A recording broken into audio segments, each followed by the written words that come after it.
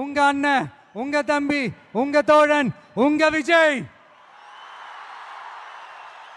களத்துக்கு வந்துட்டான். ஒவ்வொரு வீட்டில் இருக்கிற ஒரு மகனா, அண்ணனா, தம்பியா, தோழனா, உங்கள ஒருத்தனா, உறவா, நட்பா, என்னை பார்க்குற குட்டீஸ்ல இருந்து பாட்டிஸ் வரைக்கும் எல்லாருக்குமான ஆளா தான் இருப்பேன். எப்பவுமே அப்படிதான் இருப்பேன்.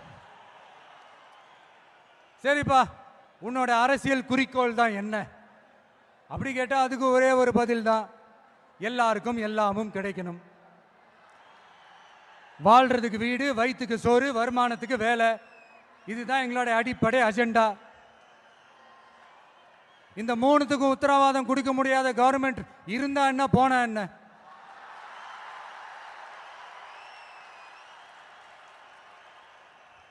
அப்புறம் இங்க சில பேர்